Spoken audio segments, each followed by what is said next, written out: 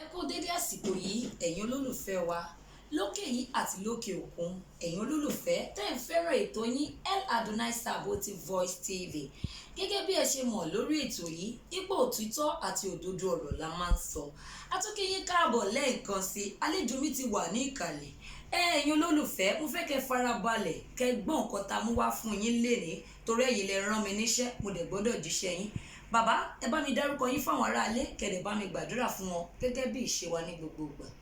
Ẹ ṣé olótùú orúkọ tèmi ni baba confam JP Oduniwa o a kì í ṣe àìmọ̀fólókò adúpẹ́ lọ́wọ́ ẹ̀yin màmá wa bàbá wa ẹ̀gbọ́n wa àbúrò wa ní gbogbo ibikíbi tẹ́ ẹ ti ń fi ojú ayọ̀ ń wo àwọn fọ́nrán wa ojú tẹ́ wá fi ń wò wá ò ní fọ́ ìkíní nìyẹn. ìkejì ohun tó ń mí nínú tẹ́ ní àti ohun tí kò mí mo gbàdúrà ní àṣálẹ́ yìí wípé lórúkọ Jésù kò ní rí ìdè bàjẹ́. ìkẹta mo wá gbàdúrà fún gbogbo ẹni tí ń wò wá pátá pé ẹ ò ní sí ìbànújẹ́ parí 2021 pẹ̀lú àṣẹ ti Ọlọ́run.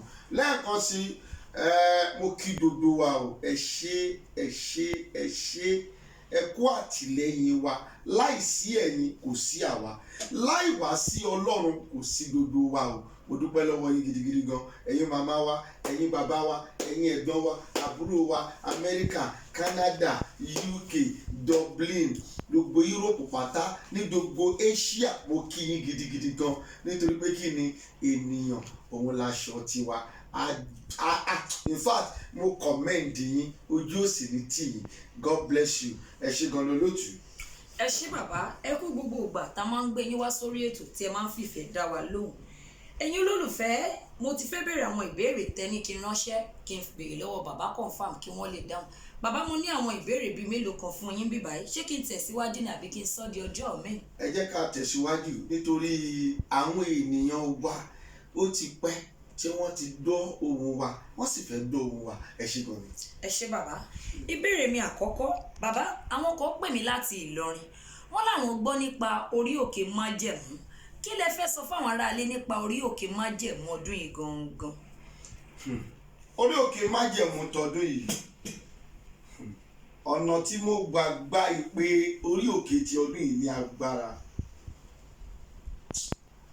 ó yà mí lẹ́nu ọlọ́run yà mí lẹ́nu lórí ọ̀nà tó gbà ṣánẹ́ẹ̀lì orí òkè tọdún yìí tó gbà ṣánẹ́ẹ̀lì ẹ̀ jáde nítorí pé irú rẹ̀ kẹwàá nìyí ṣùgbọ́n tọdún yìí tó jẹ́ pé ti irú rẹ̀ kẹwàá yìí ọ̀nà tí ọlọ́run gbà tó fi gbé wá ẹ̀rù ọlọ́run bá mi ẹ̀rù ọlọ́run bá mi o ohun tó bá ti pinnu lọ́kàn rẹ̀ kò sẹ́ni tó lè dá dúró. orí òkè ti ọdún yìí ó máa ní agbára láti March dẹ̀ ló ti ń fi ara ẹ̀ wọ̀n títí bí mo ṣe ń jókòó yìí Olúwa sì ń fi ara rẹ̀ wọ̀n gẹ́gẹ́ bí tọ́pìkì tó fún wa tọ́pìkì yẹn gangan láti March lÓlúwa ti ń fi ara ẹ̀ wọ̀n till now ó yìí tún fi ara ẹ̀ wọ̀n kò tí ì yí padà síwájú sí orí òkè tó lágbára ni mo gbẹ́dún gbé yín màmá wa o mo gbẹ́dún gbé yín bàbá wa tẹ́ ń fojú ayọ̀ wò mí ẹ̀yin ẹ̀gbọ́n mi níbi gbogbo tẹ́ ń fi ojú ayọ̀ wò mí mo bẹ̀ yín gidigidi o ẹ má mísì orí òkè tọdún yìí ó máa bẹ̀rẹ̀ ní December 1st to December 21 orí òkè tí àwa kì í jẹ oúnjẹ ni o a ò mọ tẹlómi o àwa kì í mú nǹkan kan o a ò mọ tẹlómi o orí òkè agbára ni níbi tí ìṣẹ̀lẹ̀ ìyanu ti ń ṣẹlẹ̀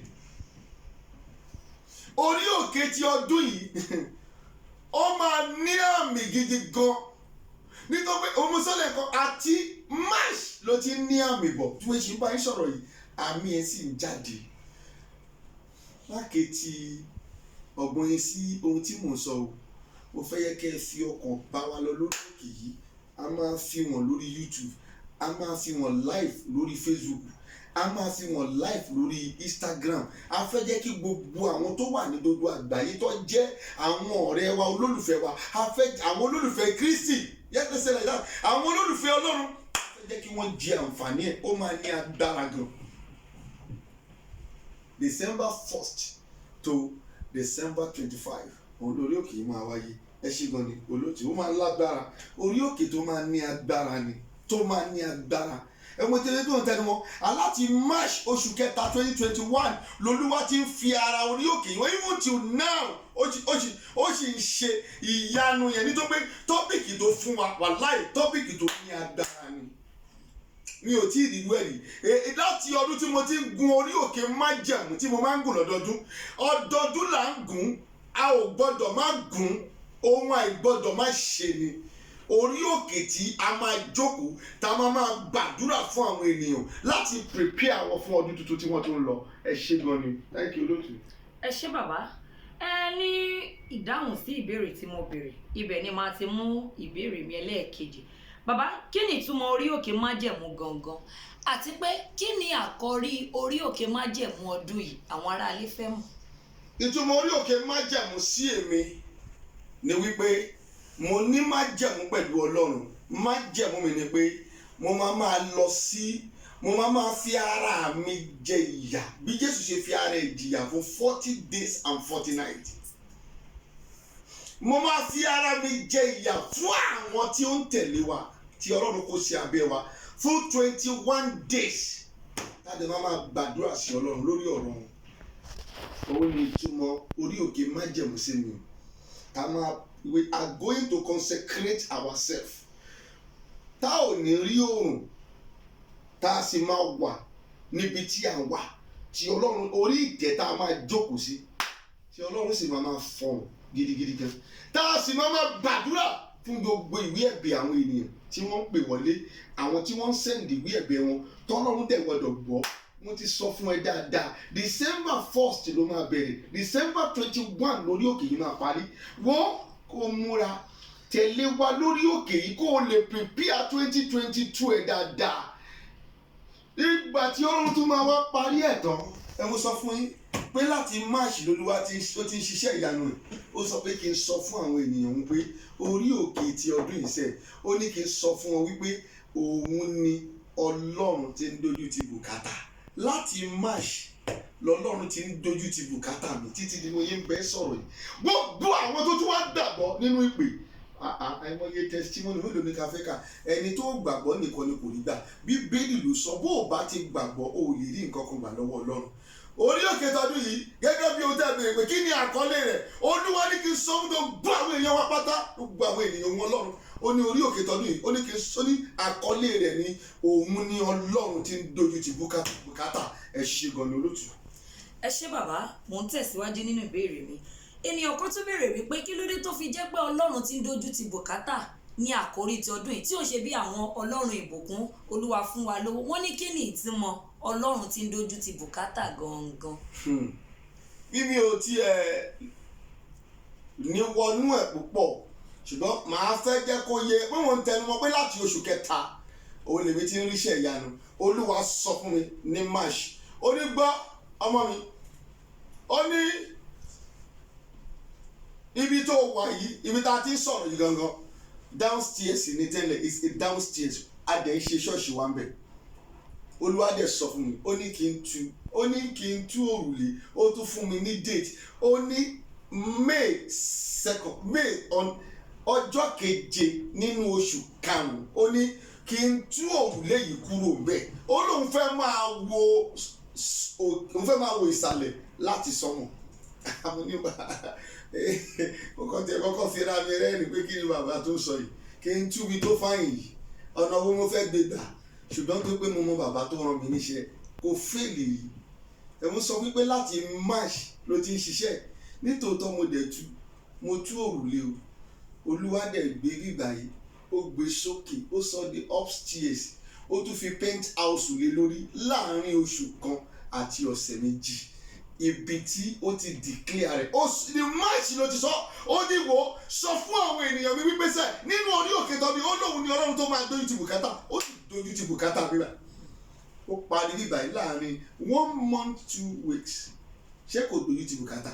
Ọ̀pọ̀lọpọ̀ èèyàn nínú ọdún tá a wà yìí tí a jọ wà ní bíbá yìí àtàwọn tó ń gbọ́ wa tí wọ́n gbà wá gbọ́, Ọlọ́run ọlọ́run dojú ti bùkátà wọn. Kò sí ìdí tí ọlọ́run ṣe sọ pé ká sọ fún àwọn èèyàn ẹrù wíwó àwọn èèyàn ti pọ̀ jù. Olúwa dẹ̀ ní kí n sọ fún wọn, ó lóun máa gbé ẹrù wíwó kúrò ní orí wọn, òun yóò sì dojú ti bùkátà wọn. Bẹ́ẹ̀ ni ẹ ṣé gan ni, that is just a simple word to define the topic for this year mountain. Thank you. Ẹ ṣé bàbá, mo sì ní àwọn ìbéèrè bíi mélòó kan. Ẹ̀kún ní bínú sí mi ni àwọn olólùfẹ́ yín ló rán mi sí yín. Bàbá, kí ni kí àwọn ènìyàn máa retí ní orí òkè májẹ̀mú ọdún yìí? Kí ni kí wọ́n máa retí?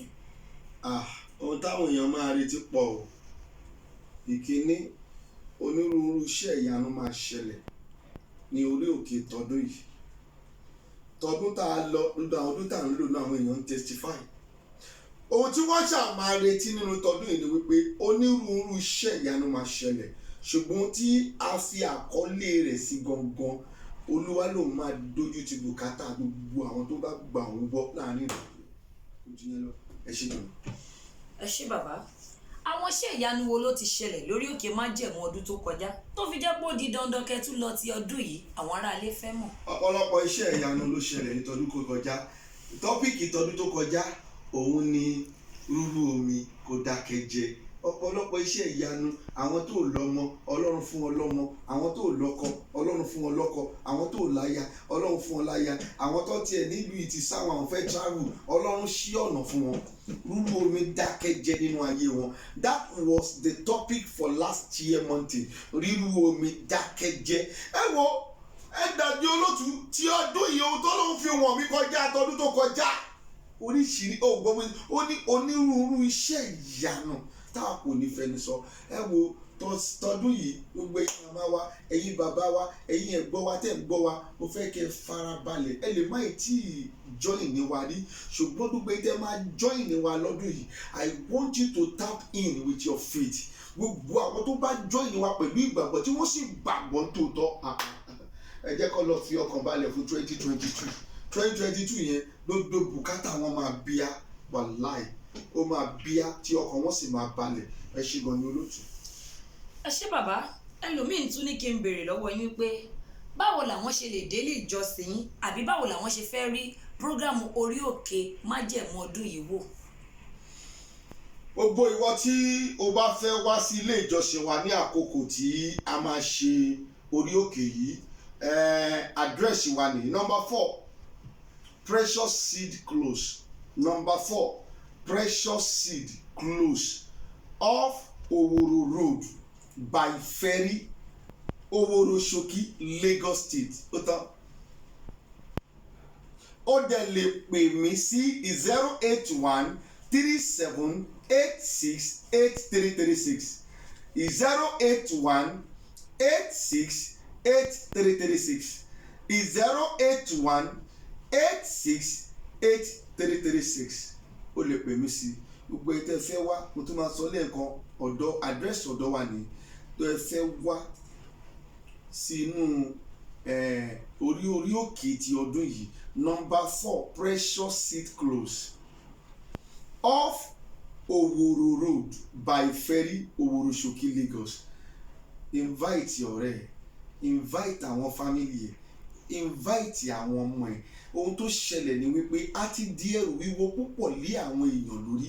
Olúwa wá sọ fún mi pé kí n sọ fún wọn pé ó ní wo àǹfààní ayọ̀ tí wà, there is a good news. Sọ fún àwọn èèyàn wípé nínú ọdún tá à ń lọ ẹdí 2022 òun máa dojú ti bùkátà àwọn, ó máa lágbára onírúurú iṣẹ́ ìyanu.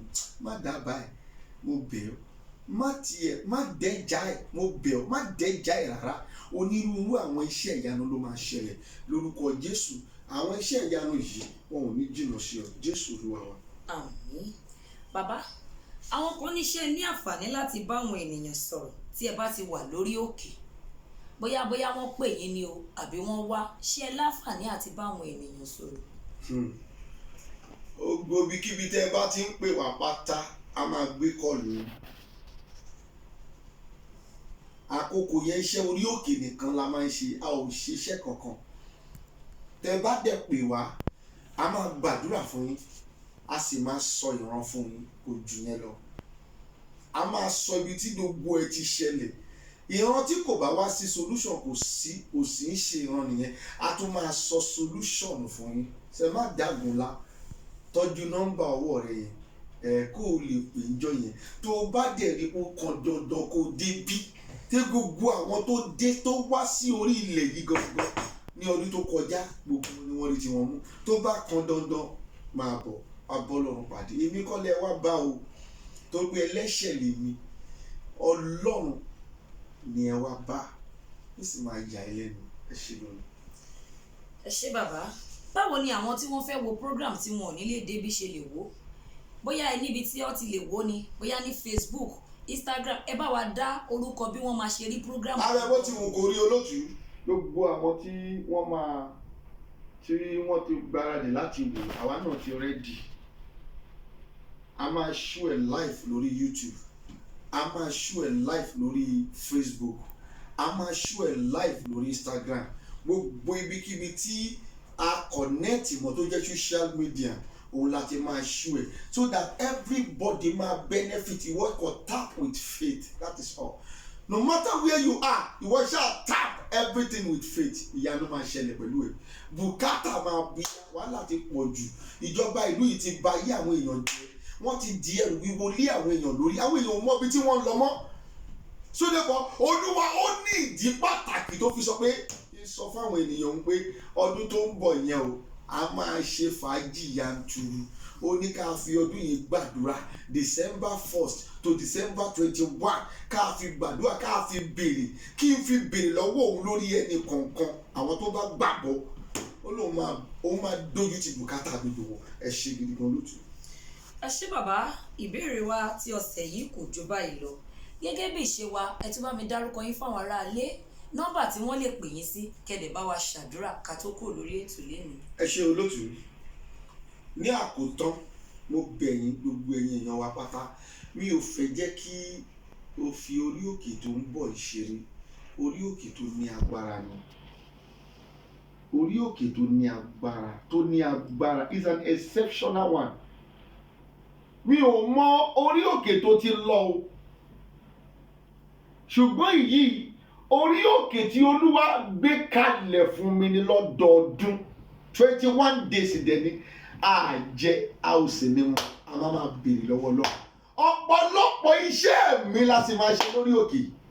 Ọ̀pọ̀lọpọ̀ iṣẹ́ mi ìtúsílẹ̀ ọ̀pọ̀lọpọ̀ iṣẹ́ mi la máa ṣe. Ṣé má dàgùn la ohun tí mo ṣáà máa sọ fún ẹ ní pé máa wo aago ẹ kó lè máa wo déètì yẹn. Gbogbo orí òkè yẹn 9VG 21 days la máa fi ṣe. O bá wá láàárọ̀ wàá bá wa bíbà ẹ̀ á sọ ọ̀rọ̀ àṣì ọ̀rọ̀ á sì sọ àwọn bí ọ̀nà rẹ ṣe lọ àtòhun tó máa ṣe láti lè jẹ́ kí ọ̀nà rẹ tòrò fún ẹ. Ọ̀sán o lè rí wa, àárọ̀ o lè rí wa, tó bá dẹ̀ di alẹ́ náà nínú program tá a bá jáde wàá tó rí wa. Ṣùgbọ́n wọ́n tó lè wàá rí wa lórí YouTube, wàá rí wa lórí Facebook, wàá rí wa lórí Instagram. Wo má dàgùn la sọ fẹ́yàn kan nípa ẹ̀, sọ fún àǹtí ẹ̀, sọ fún ẹ̀gbọ́n ẹ̀, sọ fún àwọn àbúrò ẹ̀. Wo orí òkè tọdún yìí ó máa ní agbára. Ọlọ́run tí ń dojú ti bùkátà òun ni Olúwa ó sọ pé kí a pe orí òkè tọdún yìí. Ẹ ṣé gan ló gbé tẹ́ wá ń gbọ́ wa lọ́wọ́lọ́wọ́ yìí. Ẹ ò ní ṣẹ̀sín, ojú ò ní tì yín, ọkàn yín máa balẹ̀, ìlérí máa ṣẹ. Bó dẹ̀ ṣe máa rí nìyẹn. Ju gbogbo ẹ lọ 2021 ayọ̀ la máa fi parí ẹ̀, a ò ní fi ìbànújẹ́ parí ẹ̀. Ẹ ṣé gan, God bless you.